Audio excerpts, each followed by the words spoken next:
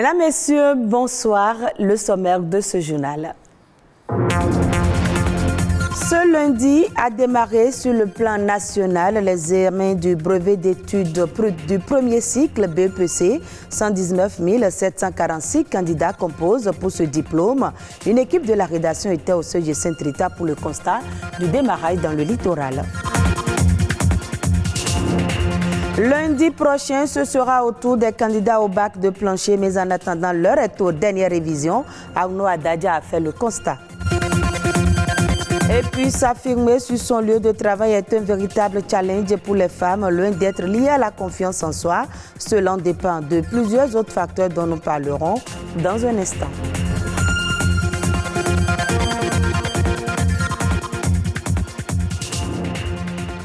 119 746 candidats composent depuis ce matin les épreuves écrites du brevet d'études du premier cycle BEPC pour le compte de l'année 2022. Un examen qui atteste de l'acquisition de connaissances générales au thème de la scolarité au collège et qui ouvre les portes du second cycle aux plus méritants. Aucun incident n'a été signalé au démarrage des compositions dans le département du littoral. Sabirat Ao et Edmond Rumbo étaient au CEG Saint-Rita. Il est 8 heures ce lundi. Ici au CEG Saint-Rita de Cotonou dans le littoral, l'examen national du brevet d'études du premier cycle BEPC démarre. Les candidats déjà en salle de classe composent en communication écrite la toute première épreuve de cet examen.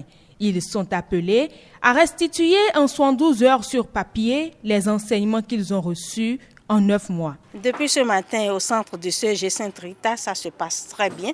Et nous avons 971 candidats répartis en 2 séries, moderne court pour 365 candidats et en moderne long.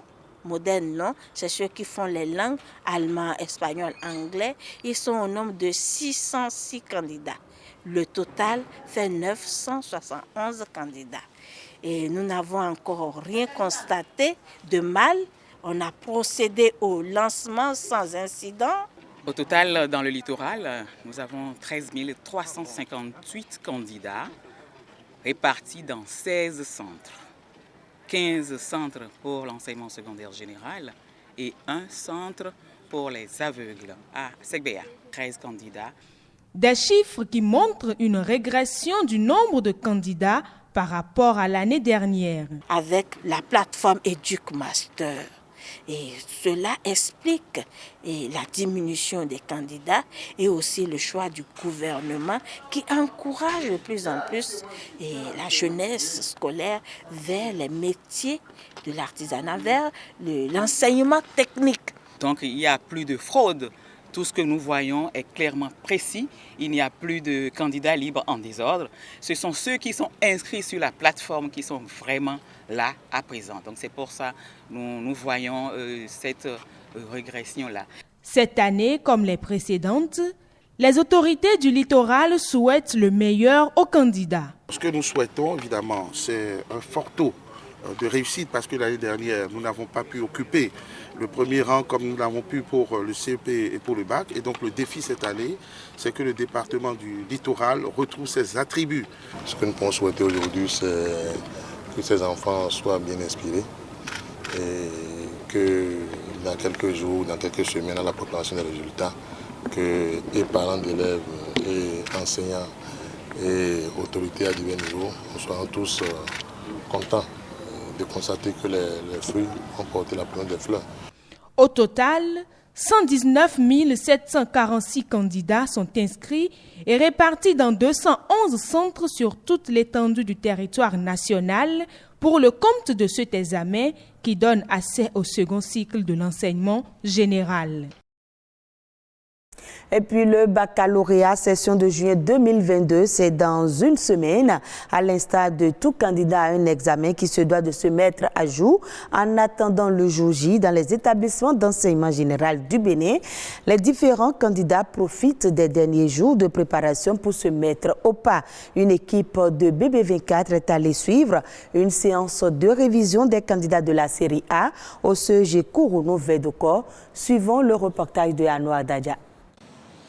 Juin, mois réservé aux examens de fin d'année. C'est ce qui justifie ici l'aspect désert de la cour du CEG de Védokor. Dans ces salles de classe, les candidats au baccalauréat révisent. Comme vous-même vous l'avez constaté, c'est une classe de 34 élèves. Vous allez constater qu'ils sont au nombre. Donc cela témoigne déjà de l'importance qu'ils donnent déjà à la matière. C'est ces derniers moments que même les élèves qui ne suivaient pas vraiment les cours s'intéressent plus aux révisions. Issus des séries littéraires A1 et A2, ces apprenants revoient ensemble, avant le grand jour du baccalauréat, des notions probables d'être demandées. Je pense à affronter le stress et pouvoir me concentrer à l'examen et donner tout ce que j'ai pour pouvoir décrocher ce que je vise. Le baccalauréat A2, ce n'est pas une série très facile comme les gens prétendent à le croire. C'est une série où on a beaucoup de matières littéraires, il faut beaucoup lire les œuvres, apprendre. De façon spécifique, il s'agit pour eux d'être attentifs. Dans cette salle, le professeur d'allemand revisite une dernière fois les règles de syntaxe de la langue allemande qui pourraient échapper à ses élèves. So jetzt möchten wir diese Ordnung haben, den Satz zu realisieren. Ici, par contre, ce sont les mathématiques qui polarisent les attentions. Les enfants n'ont pas le choix. Ils sont obligés donc de se donner pour pouvoir glaner quelques points. C'est vrai, c'est coefficient 2 dans chaque matière, mais ça les aide beaucoup quand même à combler donc leur matière à très fort coefficient. À la veille de cet examen scolaire, les conseils sont de mise. Nous avons ici 188 candidats qui sont tous motivés. Et selon ce que je leur dis, à chaque fois que je les rencontre, classe par classe, je dis toujours que je veux 100% de succès ici. Il faudrait qu'ils reprennent à chaque instant les TD arrivés à la maison, d'apprendre leurs leçons et d'écouter les conseils de leurs professeurs. Bonne chance aux candidats. Un reportage de Anoa Dadja présenté par Ulvaeus Balogun. Unis pour faire entendre nos voix. C'est le thème de l'édition 2022 de la Journée internationale de l'albinisme. L'événement est célébré le 13 juin de chaque année. Son but est de sensibiliser le grand public aux difficultés rencontrées par les albinos dans leur vie quotidienne et lutter contre le rejet qu'ils peuvent subir dans certaines sociétés. Ce thème a été choisi pour mettre en lumière les réalisations des personnes atteintes d'albinisme dans le monde entier et montrer qu'ils peuvent défier tous les obstacles. Il s'agit également de célébrer la façon dont les personnes atteintes d'albinisme dans le monde entier répondent et dépensent les attentes dans tous les domaines de la vie et encourager tout le monde en cette période de pandémie mondiale à se joindre à l'effort mondial pour reconstruire en mieux.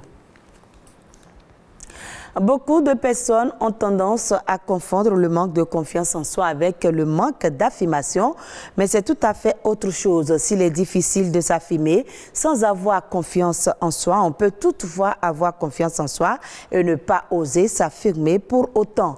S'affirmer sur son lieu de travail est un vrai problème pour les femmes. Comment s'affirmer dans son milieu professionnel? Daniel Adetchoubou, coach en développement, donne des astuces. La plupart du temps, s'affirmer sur le lieu de travail ne dépend pas seulement d'un seul aspect de la vie. Il ne s'agit pas seulement du physique. S'affirmer sur le lieu de travail commence également avec vous qui développez des valeurs. Parce que souvent, votre valeur vous donne de la valeur de l'entreprise. Lorsque vous avez des valeurs, vous êtes difficilement remplaçable. La femme, on se focalise sur un aspect et on laisse les autres aspects. Si je suis assise sur une chaise, c'est parce qu'il y a 4 pieds. S'il y a un pied qui manque, je suis en déséquilibre. Donc, Safime tient compte de 3-4 grands aspects majeurs.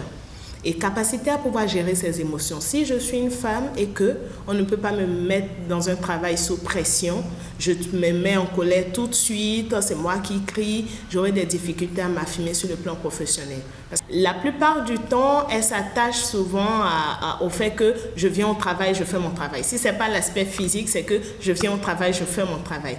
Même au niveau du travail également, il faut prendre le temps de développer ses compétences. Ne travaillez pas seulement pour venir au travail, travaillez pour devenir expert dans ce que vous faites. Osez également exprimer son idée, ne pas avoir peur de faire des erreurs. Osez exprimer son idée, osez exprimer ses compétences, ne pas avoir peur des erreurs. Et ce que je dirais à ces femmes qui n'arrivent pas à s'affirmer professionnellement, c'est que si elles sont arrivées jusque-là dans leur carrière, c'est parce qu'elles ont quelque chose en elles qui a de la valeur, dont l'entreprise a besoin, dont le Bénin a besoin, dont leur nation a besoin.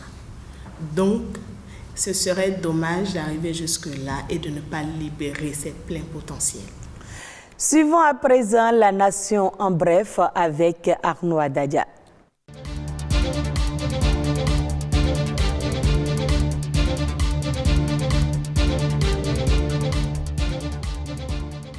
« 160 millions d'enfants sont mal exploités dans le monde et au Bénin, ils sont près de 8 000.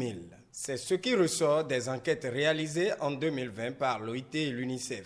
Seule alternative pour mettre fin au travail des enfants, la protection sociale universelle. C'est d'ailleurs le thème de cette année. Un appel au renforcement de l'arsenal juridique. Dassa a abrité cette année la 5e édition du camp de la mutualité de la santé avec pour thème « Les maladies hépatiques, un danger méconnu et ignoré ». Cette rencontre qui a drainé un grand nombre de membres du mouvement mutualiste béninois a été une opportunité de sensibilisation sur les types d'hépatite, leur diagnostic, mode de transmission, la prise en charge et les traitements. Aujourd'hui, le taux de prévalence de cette maladie au sein de la couche juvénile est très élevé, raison pour laquelle les spécialistes ont organisé à leur intention des séances d'information et de sensibilisation. Ils ont été distingués. Salif Yonaba et Eloi Diarra, 2 enseignants émérites du supérieur et précurseurs des finances publiques en Afrique honorée. La communauté universitaire vient ainsi de témoigner sa reconnaissance à ses professeurs auteurs de plusieurs ouvrages. Une remise solennelle de Mélange, un ouvrage composé de plusieurs articles, leur a été offert.